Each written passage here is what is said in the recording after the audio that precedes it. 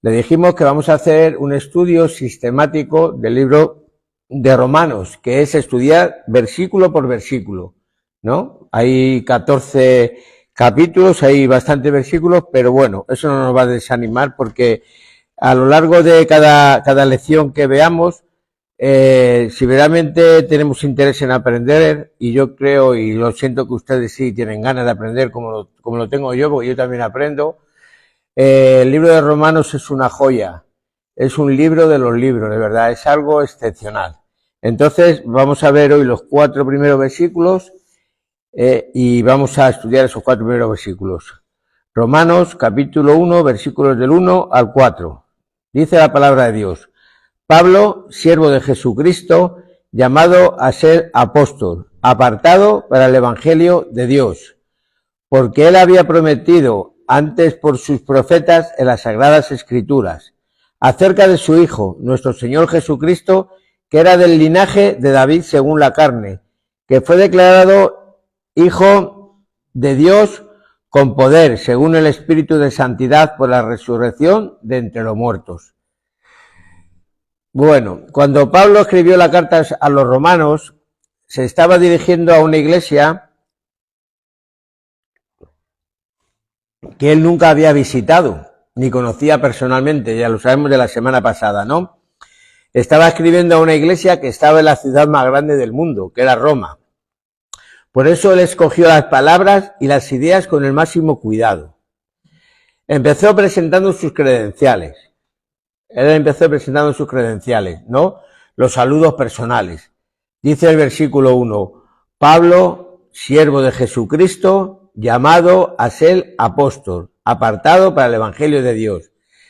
Mirad, esto es una declaración asombrosa, vamos, impresionante, si consideramos el pasado de Pablo, ¿no? Si consideramos el pasado de Pablo, esta declaración no tiene nada que ver con el pasado de Pablo. Mirad, vamos a ir al libro de Hechos, capítulo 7, vamos a ver unos versículos. Quiero que lo leamos porque es importante que entendamos todo esto.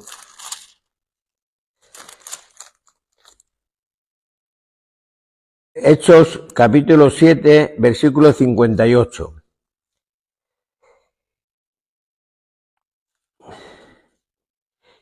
Mira, el capítulo 7 es la muerte de Esteban, ¿no? La muerte, la defensa y la muerte de Esteban.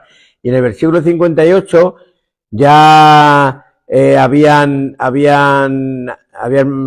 asesinado, porque fue un asesinato, a Esteban, y en el 58 dice, y echándole fuera de la ciudad,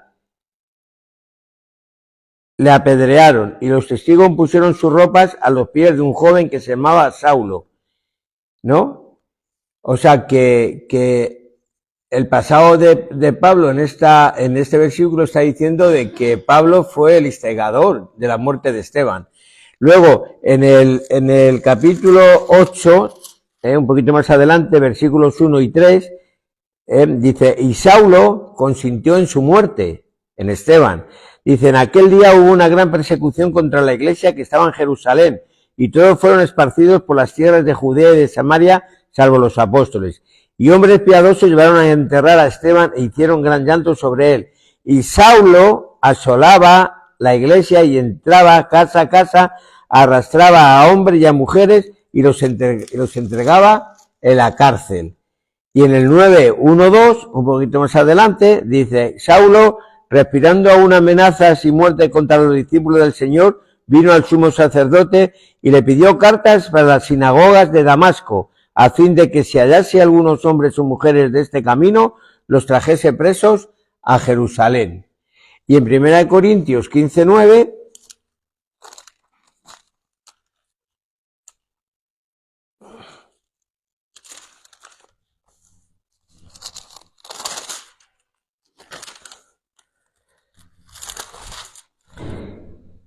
dice, porque yo soy el más pequeño de los apóstoles, está hablando Pablo, que no soy digno de ser llamado apóstol porque perseguí a la iglesia de Dios. O sea que Saulo era el mayor perseguidor de la iglesia. Pero fijaros que el mayor perseguidor de la Iglesia llegó a ser el mayor apóstol de la Iglesia. ¿Cómo sucedió esto? ¿Cómo podemos explicar esta asombrosa transformación que descrita en Gálatas 1:23, cuando visitó las iglesias de Judea? Decía, aquel que en otro tiempo nos perseguía, ahora predica la fe que en otros tiempos asolaba, ¿no?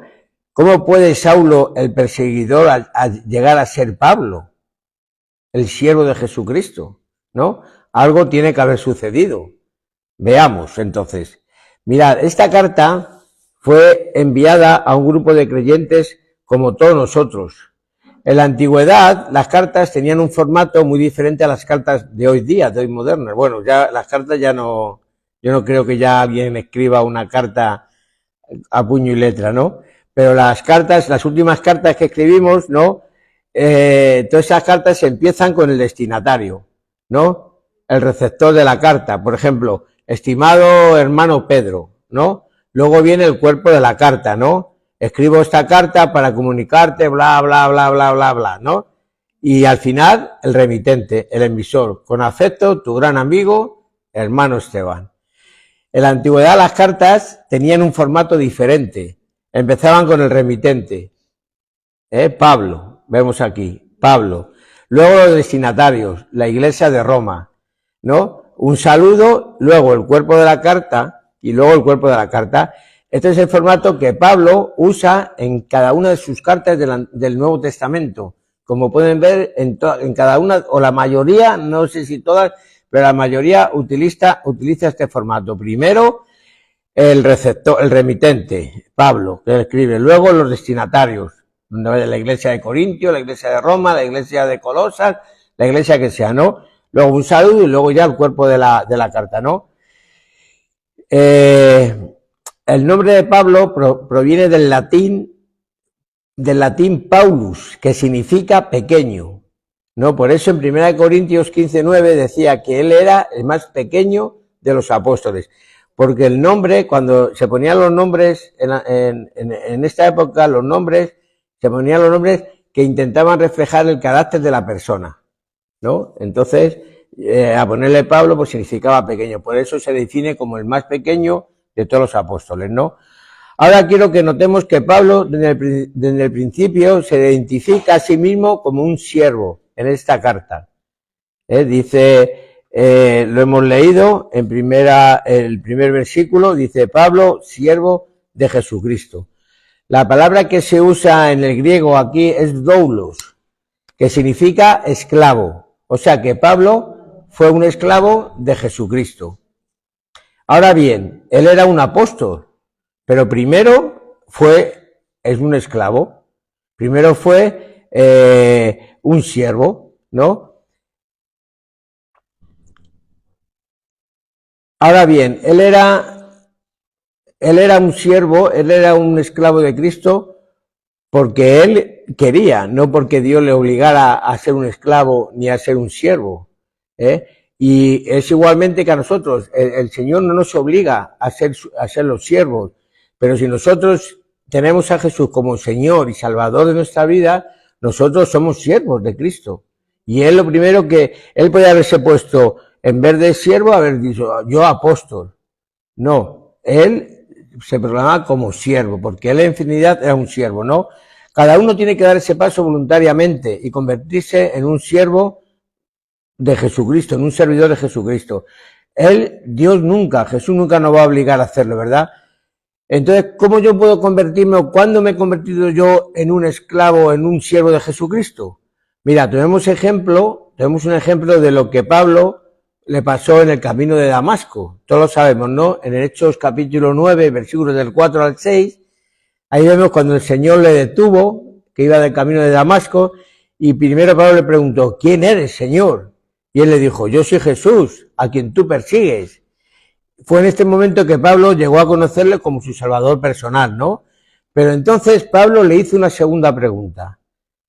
Le dijo, Señor, ¿qué quieres que yo haga? Y eso es la actitud correcta que tenemos que tener. Cuando nosotros aceptamos a Cristo, esa es la pregunta que tenemos que hacer. Señor, ¿qué quieres que tú haga? Entonces, cuando hacemos esa pregunta nos convertimos, porque estamos diciendo al Señor que quiere que quiere que nosotros hagamos, ¿no? Y nos convertimos en sus siervos, ¿no? Como buen siervo, Pablo todo lo que hacía siempre contaba con el beneplácito de su Señor. Eso era ser un buen siervo, ¿no? ¿Por qué? Porque todo lo que hacía, él lo consultaba, él lo ponía en manos de Dios. A lo largo de toda su vida, en todas las cartas, en todas las epístolas que hay en el Nuevo Testamento, vemos que Pablo, que cada cosa que hacía, siempre lo ponía delante del Señor. Y eso es ser un buen siervo, porque un buen siervo está sometido a su amo, a su Señor, ¿no? Entonces, bien, entonces, vemos que el primer adjetivo que él se impone es el siervo de Jesucristo. Ahora, volviendo al primer versículo de la carta a los romanos, vemos que él solamente fue un esclavo, un siervo de Jesús, sino que también se identificó como su apóstol. Apóstol, llamado a ser apóstol. Mirad, un apóstol es alguien enviado en una misión. Es aquel a quien Dios ha enviado a hacer un encargo, ¿no? O ha sido enviado con un mensaje. Un apóstol es responsable con aquel que le envía y lleva su autoridad. O sea, que en este caso, ¿quién le llamó apóstol a Pablo? Jesús, ¿no? Entonces, él tiene la misma responsabilidad que tiene Jesús, y va con su misma autoridad, ¿no? Un apostolado es el oficio que tiene el apóstol, ¿no? Jesucristo mismo tuvo un apostolado. Fue uno de sus títulos descriptivos que tiene él, es el de apóstol. Mirad, Hebreos 3:1. Apuntarlo, y luego lo ven ustedes, por si yo me he equivocado, y así la semana que viene, si me he equivocado, me llaman la atención. Dice Hebreos 3:1. Por tanto, hermanos santos, participantes del llamamiento celestial, considerad al apóstol y sumo sacerdote de nuestra profesión, Cristo Jesús. Este versículo nos da a conocer que Cristo fue llamado para ser un apóstol, que él fue llamado para desempeñar este oficio de apóstol, ¿no? Él fue enviado a la tierra por el Padre con el mensaje de autoridad de parte de Dios y de qué manera fiel lo entregó. Vamos a ir al libro de Juan, capítulo 17. O sea, que él fue un apóstol que el Padre le envió con un mensaje de autoridad de parte de Dios, y fue fiel en su entrega, dice la Biblia. 17, Juan 17, del 1 al 5.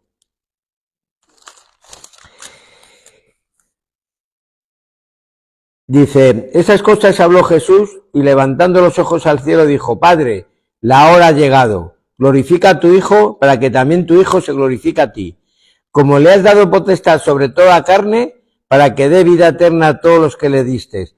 Y esta es la vida eterna, que te conozcan a ti, el único Dios verdadero, y a Jesucristo a quien has enviado. Yo te he glorificado en la tierra, he acabado la obra que me distes que hiciera. Ahora pues, Padre, glorifícate tú al lado tuyo, con aquella gloria que tuve contigo antes que el mundo fuese. ¿Verdad? Dice, Jesús está diciendo aquí que he acabado la obra que tú me enviaste, ¿no? Jesús, con una confianza y seguridad divina, ve la obra de la cruz ya terminada, la obra que el Padre le envió, ¿no? Asimismo Dios ve la obra de transformación y perfección en nosotros ya complementada, ¿no? O sea que vemos que Jesús era un apóstol que fue enviado con un mandato a la tierra, y ese mandato, dice la Biblia en Juan 17, del 1 al 5, que fue terminada y bien terminada, ¿no? Este fue su trabajo como apóstol, y dio testimonio de que lo cumplió con ello.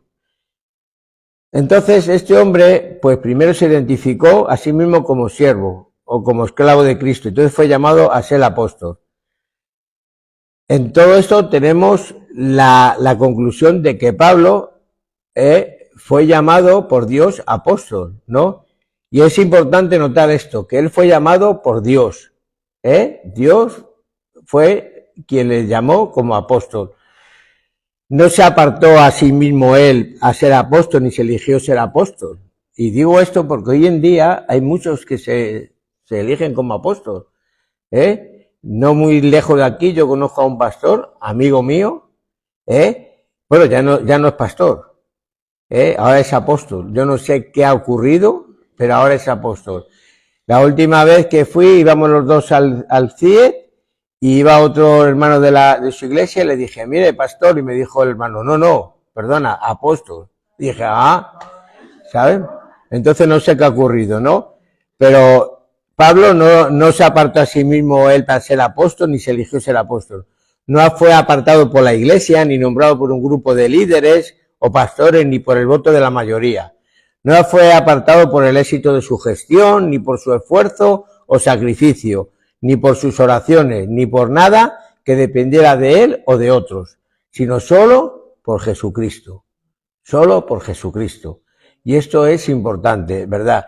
Nadie puede denominarse el apóstol de Jesucristo si no fue apartado para el apostolado por Jesucristo mismo.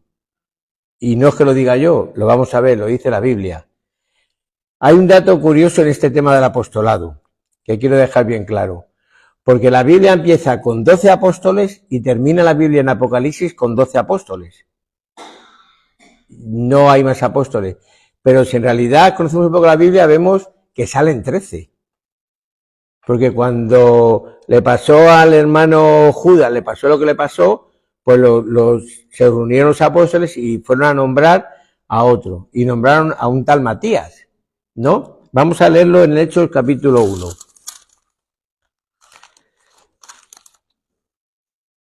Hechos capítulo 1. A partir del versículo 12.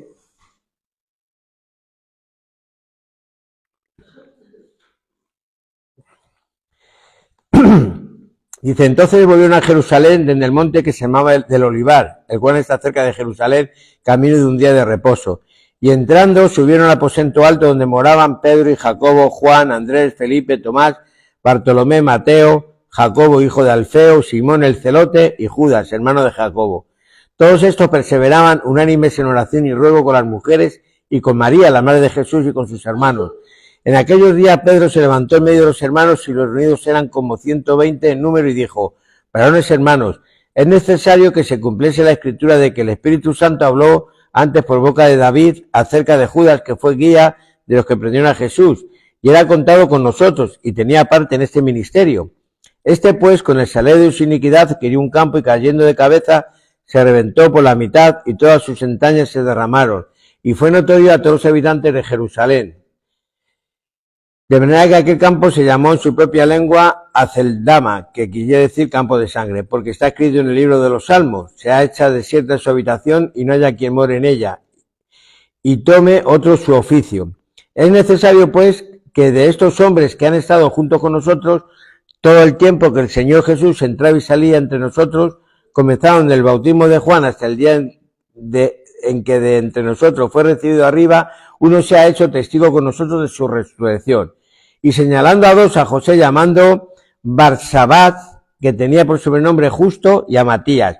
Y oraron, dijeron, tú Señor, que conoces los corazones de todos, muestra cuál de estos dos has escogido, para que tome la parte de este ministerio y apostolado, de que cayó Judas por transgresión para irse a su propio lugar. Y le echaron suerte, y la suerte cayó sobre Matías, y fue contado con los 11 apóstoles. Entonces, luego vemos más adelante que Pablo es nombrando apóstol. Entonces salen 13. Aquí es algo que no funciona, ¿no? Mirad, me apresuro a añadir que muchos comentaristas bíblicos creen que los discípulos obraron correctamente en esta historia y que Matías debía ser contado entre los apóstoles de Jesucristo. A mí personalmente me parece más obvio que Saulo de Tarso, Pablo, fue el seleccionado por Dios para servir como el apóstol que faltaba. ¿Por qué? Porque personalmente creo que si hubiera esperado un poco más ellos, porque, vale, dicen que ellos oraron, pero no esperaron la respuesta de Dios, porque Dios contestó un poco más adelante, eligiendo a Pablo. O sea, que ellos oraron, pero, ¿sabes? Señor, dime si tengo que irme a Alemania de viaje, ¿no? Y mañana hago la maleta y me voy, ¿no? Esto es lo que hicieron los apóstoles, ¿no? No esperaron a oír la voz de Dios. Si consultas a Dios, espera escuchar la voz de Dios. Y eso nos pasa mucho a nosotros. Oramos a Dios, ponemos en manos de Dios algo y no esperamos a su contestación, ¿no? Y eso es lo que hicieron, yo creo personalmente. Entonces, si hubiera esperado un poco, ellos hubieran visto claramente que a quién escogió Dios, ¿no? Una lección para nosotros es que debemos apurarnos para buscar la voluntad de Dios. Cuando Dios esté listo para manifestárnoslo, Él lo hará a su tiempo y a su manera, ¿no? Otra lección es que no debemos guiarnos por lo que hace la gente, sino por lo que Dios claramente nos pide. La selección de Matías ha sido cuestionada por dos cosas. Primero, por la forma en que se hizo la selección, ¿no? Aunque eso de echar a suerte será una forma que se utilizaba mucho en esa época, ¿no? Era algo que se utilizaba en el pueblo hebreo, ¿no? Pero sobre todo, hay una cosa que es cuestionada, es que Matías desaparece de la Biblia ya. Ya no aparece Matías por ningún lado, aparece Pablo. Entonces, yo personalmente creo, bueno, y según la Biblia, que Matías fue algo que Pedro, hizo sin mucho conocimiento, no contó con Dios. ¿Por qué? Lo vamos a ver un poquito más adelante. Ahora, ¿esto quiere decir que hoy no hay apóstoles? Esta palabra apóstol se usa en dos términos en el Nuevo Testamento. Hay dos términos. En primer lugar, es un sentido amplio, donde no se refiere a cargo específico, sino más bien a un mensajero, porque apóstol significa eso, mensajero, ¿no? Como son los siguientes casos. Epafrodito en Filipenses 2:25 dice: pero creí necesario enviarles a Epafrodito, mi hermano, colaborador y compañero de lucha, que también es un mensajero y servidor para sus necesidades. Ese mensajero significa apóstol, porque apóstol significa enviado, mensajero, ¿no? En caso de otros hermanos en 2 Corintios 8:23, en cuanto a Tito, es mi compañero y colaborador entre ustedes. En cuanto a nuestros hermanos, son mensajeros de las iglesias y gloria de Dios, ¿no? Entonces, las escrituras, la palabra apóstol se usa para un número específico de personas, 12, que tenían ese oficio, quienes habían sido llamados por Jesucristo para un propósito puntual en los primeros años de la iglesia cristiana, que no era otro que poner el fundamento. Esto, y ya está puesto. O sea, que hoy hay apóstoles, sí, pero no como ese oficio que Jesús nombró a esos 12. Son apóstoles que son enviados, y yo creo que muchas veces todos somos enviados a un sitio, ¿no? Aunque sea hacer fotocopias, ¿no? Entonces, el oficio de apóstol terminó ahí, ¿no? Y esos 12 tenían que tener unas cualidades específicas entre ellos. Mirad, primero, haber sido testigo de Cristo resucitado. Y Pablo lo vio y nos dijo en su primera carta a los Corintios, capítulo 15, versículo 8.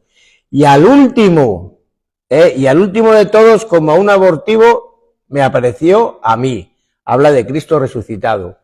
Y el último de todos, o sea que ya no se aparecía nadie más.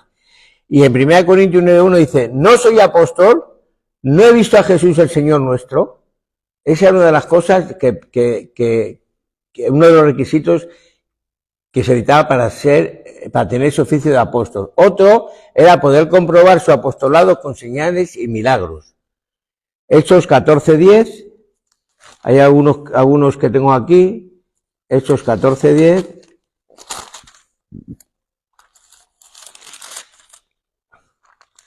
Yo les voy a decir los que tengo, los apuntan y ustedes los buscan.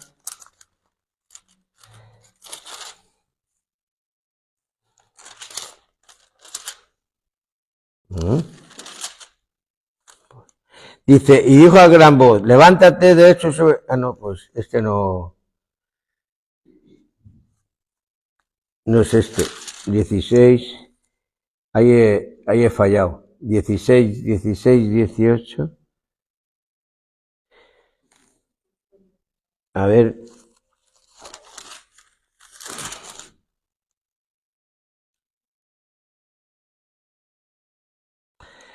No, bueno,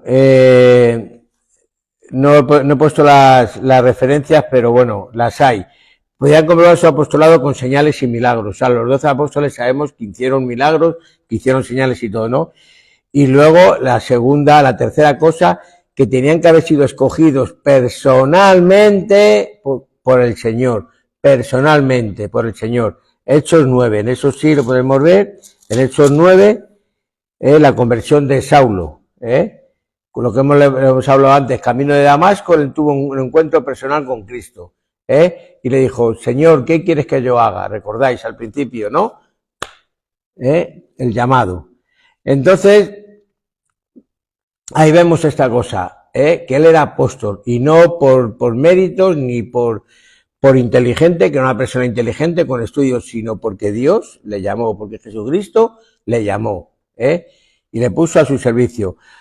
Ahora tenemos una tercera cosa que se dice en cuanto a él. Dice aquí en el capítulo 1, versículo 1 que hemos leído, que Pablo fue apartado para el Evangelio de Dios. La palabra que se traduce en apartado significa también separado, excluido de la compañía de otro, ¿no? Mirad, existen algunas separaciones de esto. Mirad, existe una separación inicial del cristiano, cuando es separado del mundo, de las tinieblas y del pecado, ¿no? Somos separados del pecado y ¿no?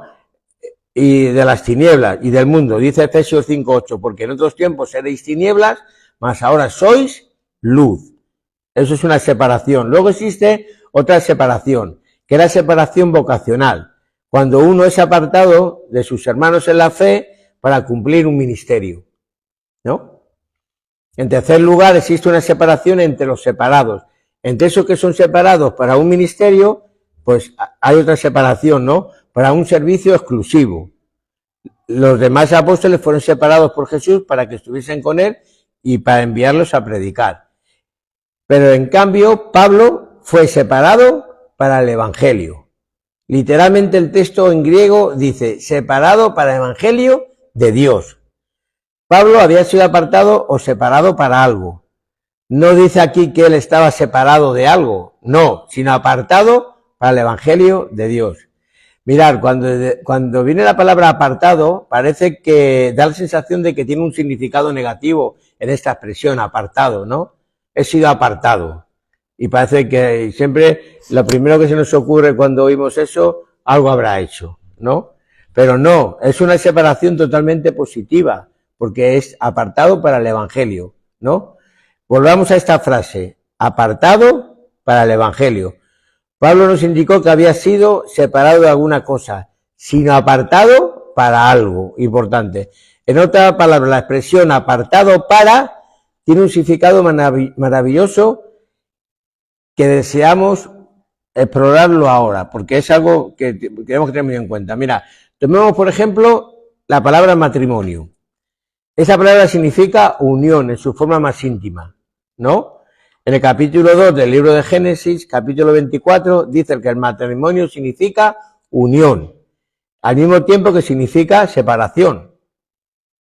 Sí, sí. Dice que el hombre, ¿qué dice? Que el hombre dejará a su padre y a su madre, separación.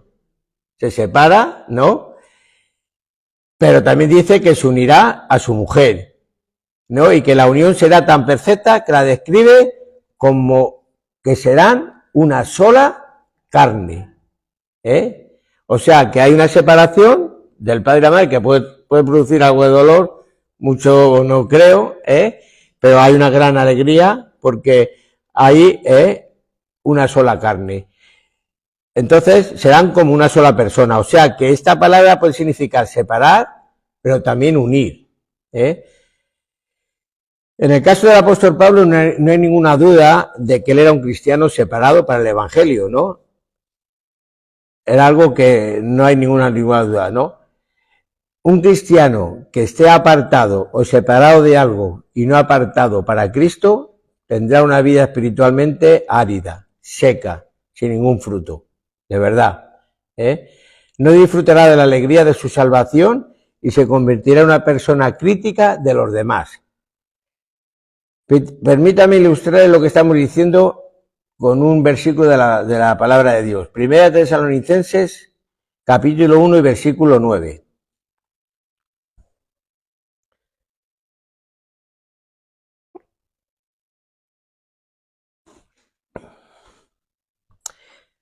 Dice que Pablo indicó que los creyentes que vivían en Tesalónica, cuando aceptaron a Cristo como su Salvador personal, se convirtieron, o sea, se apartaron de los ídolos a Dios para servir al Dios vivo y verdadero. ¿Veis? Hay una separación y después una unión. Ahora bien, hermanos,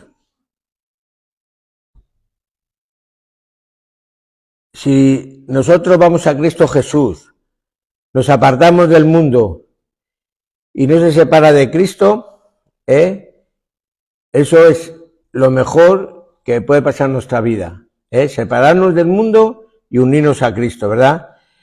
Y separarse para Cristo, separarse del mundo y unirse a Cristo, no quiere decir que nos vamos a volver personas introvertidas, ¿no? Ni que seamos una persona de criterios estrechos, ni cerrados, ni nada parecido, como mucha gente lo piensa, ¿no? Separarse para Cristo quiere decir que nuestra vida se ampliará y que todos podemos disfrutar de la emocionante experiencia de una vida cristiana, apartándose para Cristo. Dice que Pablo fue apartado para el Evangelio. Y nosotros de alguna forma nos apartamos a Cristo para el Evangelio. Porque el Evangelio, lo vamos a ver luego, el Evangelio, bueno, luego lo vemos. Entonces,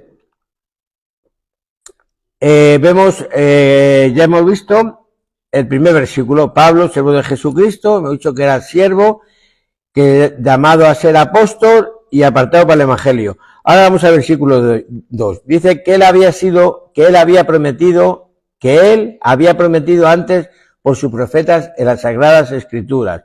Ese Evangelio de Dios dice que él había prometido, que Dios había prometido antes por sus propios profetas en las Sagradas Escrituras. Eso quiere decir que si uno vuelve atrás y examina el libro los libros del Antiguo Testamento, nos daremos cuenta de que el Evangelio fue prometido por los profetas a través de todo el Antiguo Testamento. ¿O no? Sí. Su mensaje era que Dios amaba a la humanidad y que Dios proveería una manera de salvar a la humanidad. Isaías 7:14, a ver quién lo busca.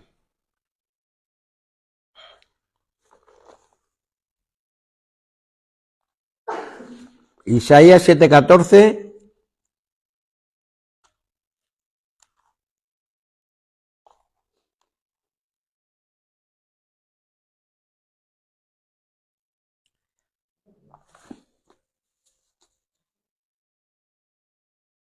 ¿Lo tenéis?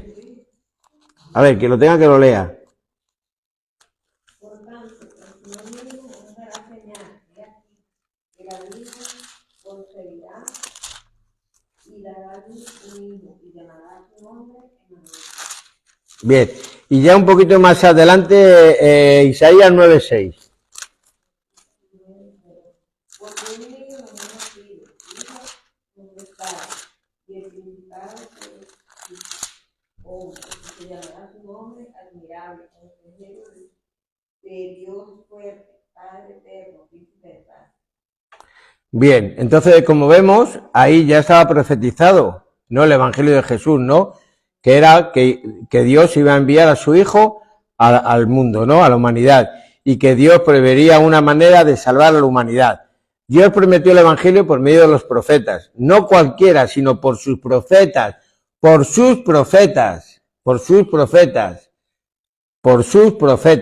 en las Sagradas Escrituras, porque en esa época había falsos profetas también, y ahora los hay también. Por eso dice por sus profetas.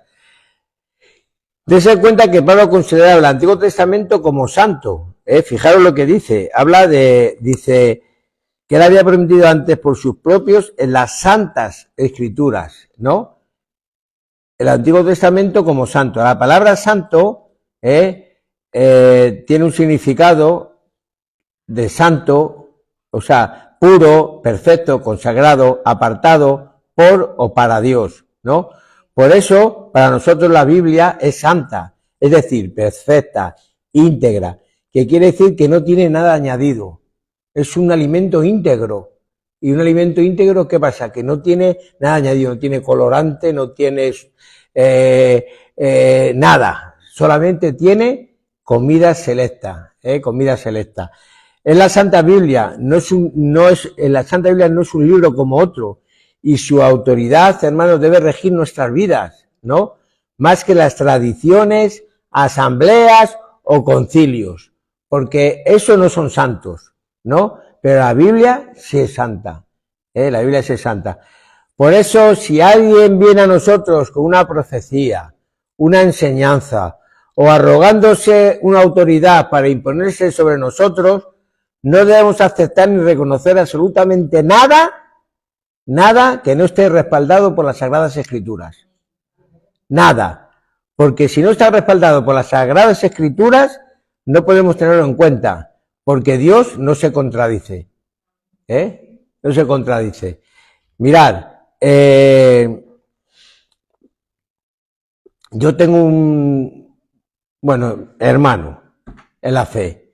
De hace muchos años, vive en Alicante. Todo ocurre en Alicante, lo veis, y entonces él dice que es profeta.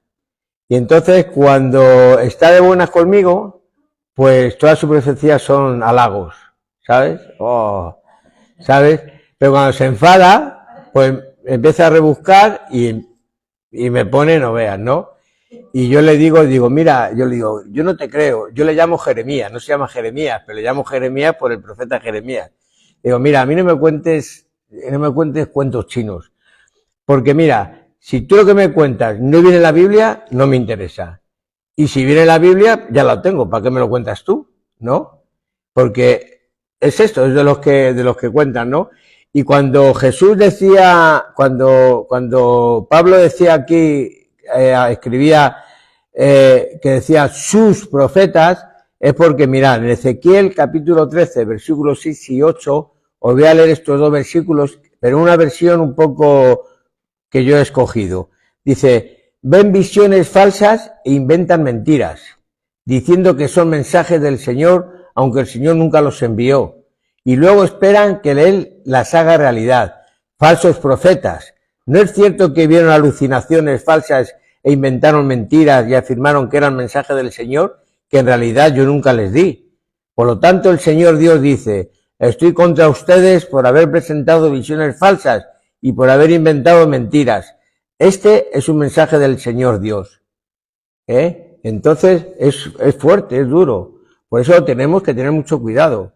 Entonces, otra de las cosas que tenemos que entender, de que los profetas en esa época eran los voceros de Dios. Eran los que Dios utilizaba para hablar al pueblo de Dios. No había las Sagradas Escrituras. Entonces Dios tenía esos profetas y decía, mira, di al pueblo esto y esto. Entonces el profeta iba y les contaban. Entonces hoy tenemos la Biblia. Amén. Tenemos la Biblia. ¿Qué quiere decir eso? ¿Que los profetas no existen? Yo no digo que no existan y que Dios pueda hablarte puntualmente una cosa, pero que eso que te habla Dios tiene que estar respaldado por las Sagradas Escrituras. Yo lo siento mucho, pero es lo que dice la Biblia y lo tengo que decir. Si Dios, y yo sé que Dios habla, ¿verdad? Y Dios responde. Y hoy hablaba con las hermanas que han llegado antes que Dios está haciendo milagros. Lo que pasa es que muchas veces no los vemos, porque son milagros que pasan inadvertidos para nuestros ojos, pero Dios está haciendo milagros a nuestro alrededor, ¿verdad? Pero todo tiene que estar respaldado por la palabra de Dios, hermanos. Todo tiene que estar respaldado por la palabra de Dios, porque si no, entonces los profetas de hoy día, ¿quién son? Pues los que están enseñando la palabra de Dios. Dios te da una palabra. El otro día, la hermana Lina, perdona que le ponga por ejemplo, hermana, Dios le dio una palabra y ella la puso, y respaldado por la palabra de Dios. Ella se puede decir que es profeta, porque ha hablado la palabra de Dios. Es así, es que es eso. Que luego, aparte de eso, Dios puede hablar a las personas, claro que las habla, claro, pero todo tiene que estar respaldado por la palabra de Dios. Amén. Bueno, seguimos con los versículos 3 y 4. Acerca de su Hijo, nuestro Señor Jesucristo, que era del linaje de David según la carne, que fue declarado Hijo de Dios con poder según el Espíritu de Santidad por la resurrección de entre los muertos. Mirad, esta palabra acerca, dice acerca de su Hijo, significa algo que está cerca o que rodea, ¿no? Este evangelio es entonces totalmente acerca de Jesucristo, porque estamos hablando del evangelio, de ese evangelio que Pablo fue apartado para el evangelio de Dios y que él había prometido por medio de sus profetas, ¿no? Acerca de su Hijo. Entonces, este evangelio es totalmente acerca de Jesucristo. Y solamente de Jesucristo. Es acerca de lo que él ha hecho, es su obra, ¿no? Este es el centro del evangelio de Pablo. El sol, es el sol, en donde los demás planetas giran alrededor, pues eso es Jesucristo. El sol y los demás todos giramos a su alrededor. El centro del cristianismo no es una enseñanza o un sistema moral, no, es una persona, es Jesucristo. Ahora, observemos que también hay otra gran verdad que se dice aquí acerca de Jesucristo. Dice el resto del versículo 3, que era del linaje de David según la carne, ¿no? ¿A qué se está refiriendo? A la humanidad de Cristo, ¿no? ¿Por qué? Porque hay algunos que niegan la humanidad de Cristo, ¿no? Pero la Biblia es bien clara en este tema, es lo que tenemos que entender. Yo he mirado y hay por ahí unas doctrinas que niegan la humanidad, igual que hay otras que niegan la divinidad, también hay otros que niegan la humanidad de Cristo. Pero si habéis traído el lapicero podéis apuntarlo, porque si no se nos hace muy largo. El Hijo Eterno de Dios vino a ser un ser humano, el Hijo del Hombre, Juan 1:14. Jesús tenía necesidades humanas, se cansaba, tenía hambre, tenía sed, Juan 4:6, Juan 19:28, Mateo 4:2, 21 y Mateo 21, versículo 18. Jesús mostró emociones humanas, como una pena intensa. Dice Mateo 26:38, dice, Jesús le dijo, mi alma está muy triste, hasta la muerte, quedaos aquí y velad conmigo. Mi alma está muy triste. ¿Sabéis lo que es eso? ¿Sabéis cómo se llama eso hoy en día? Algo que sufre mucha gente. Y muchos dicen, la depresión es del diablo. Jesús estaba triste. La tristeza del alma es la depresión que hoy sufren muchas personas. Eso es la tristeza del alma. Jesús sintió eso en su vida. Era hombre, ¿no? Jesús tuvo experiencias humanas como el nacimiento, el crecimiento y la muerte. Lucas 2:6-7, Lucas 2:52, Juan 19:18. Y Jesús tuvo una relación humana con su Padre, al honrarlo y obedecerlo, ¿no? Y según el versículo siguiente, el 4, ahí vemos que está declarando la divinidad de Jesús, que fue declarado Hijo de Dios con poder según el Espíritu de Santidad por su resurrección entre los muertos. Mirad, hay muchos argumentos firmes que proporcionan evidencia de que Jesús era Dios. Uno de los principales es que Jesús y sus primeros seguidores se referían a él con frecuencia como un ser divino. Estos incluían los títulos de Jesús como el Cristo, Señor y Mesías, entre otros, ¿no? Además, Jesús aceptó la adoración de otros como deidad. Él aceptó que le adoraran, ¿no? Y aunque el Antiguo Testamento no ordenaba no adorar a nadie sino a Dios, él permitió. ¿Por qué? Porque era Dios. Si no, no hubiera permitido que le adorasen, ¿no? También hizo muchos milagros como prueba de sus poderes sobrenaturales, ¿no? Y el hecho de que Jesús viviera sin pecado proporciona unas fuertes evidencias de su naturaleza divina. Él decía no ser culpable de pecado, dice en Juan 8:46, mientras que sus seguidores que vivieron con él durante 3 años dijeron que era sin mancha y sin defecto. Primera de Pedro 1:19, perdón. Mirad, el cumplimiento de numerosas profecías del Antiguo Testamento en la vida de Jesús es una prueba de su naturaleza divina. Entonces vemos aquí que él era tanto hombre como Dios, al 100% hombre y al 100% Dios, ¿no? Y termina el versículo 4 concluyendo diciendo, por la resurrección de entre los muertos. Y esto es algo importante, hermanos.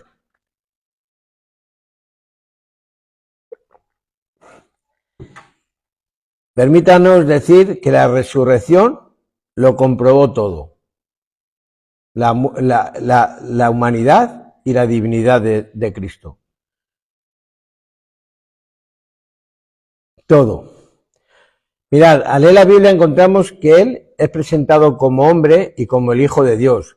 Lo vemos primero en los días de su humanidad, con un cuerpo físico, caminando sobre la tierra, despreciado y rechazado por los seres humanos.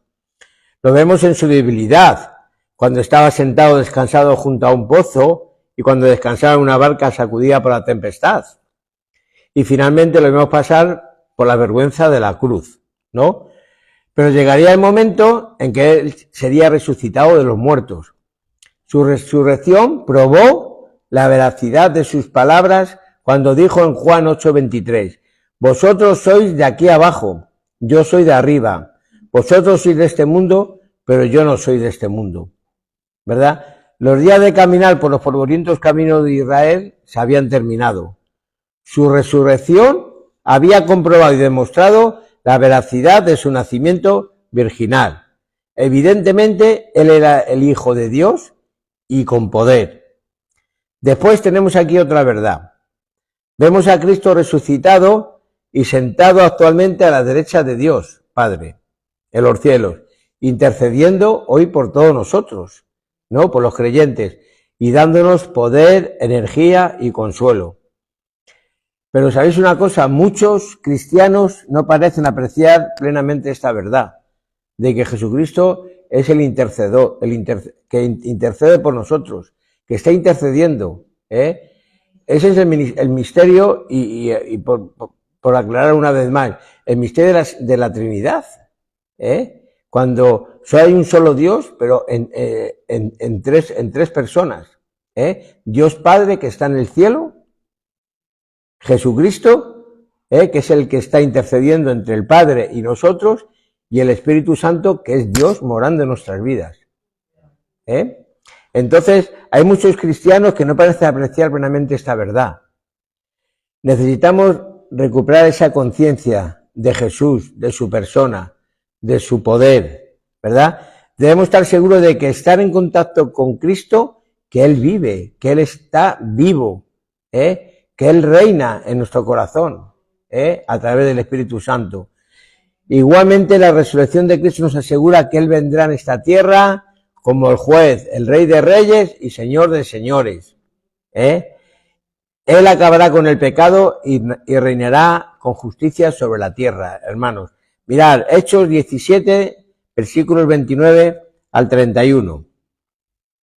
Dice, siendo pues linaje de Dios, no debemos pensar que la divinidad sea semejante a oro o plata o piedra, escultura de arte y de imaginación de hombre.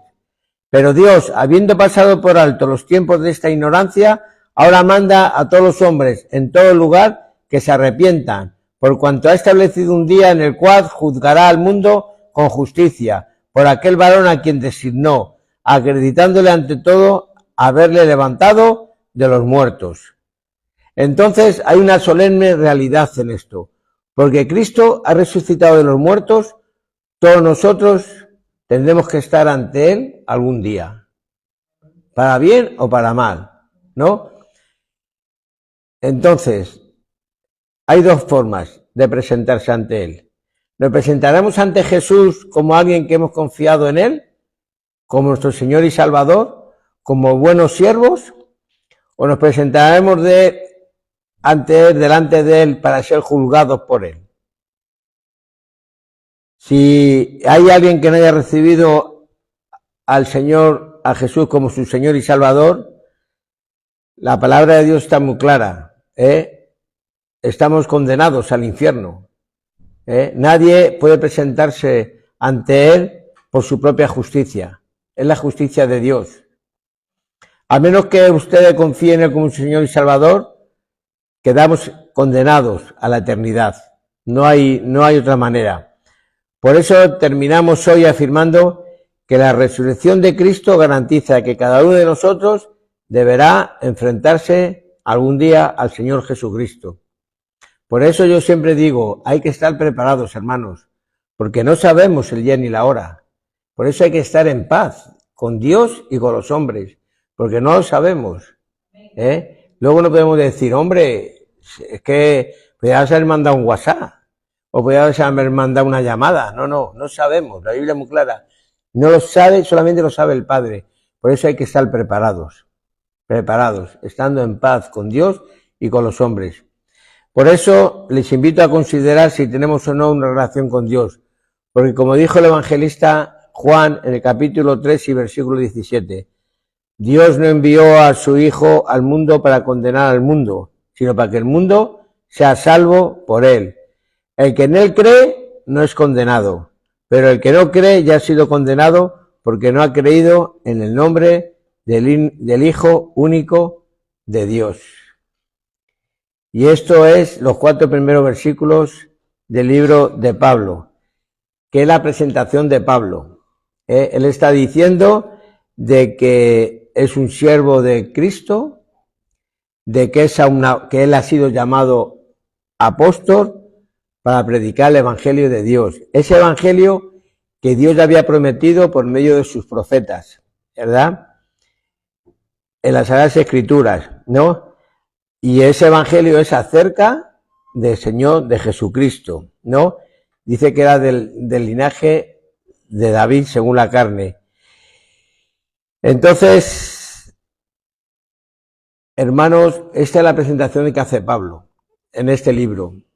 Y debemos considerar todo lo que hemos hoy aquí nos ha hablado la palabra de Dios, porque es la palabra de Dios.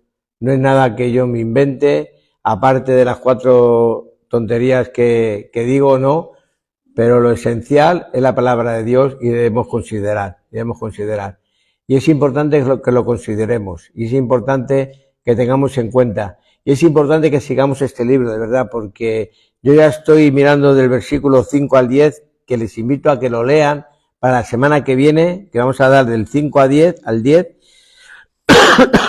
y es tremendo. Cuando uno profundiza, cuando uno escudriña, cuando uno tiene el interés de aprender, Dios no se hace esperar y te muestra los rincones más escondidos de las Sagradas Escrituras, de verdad.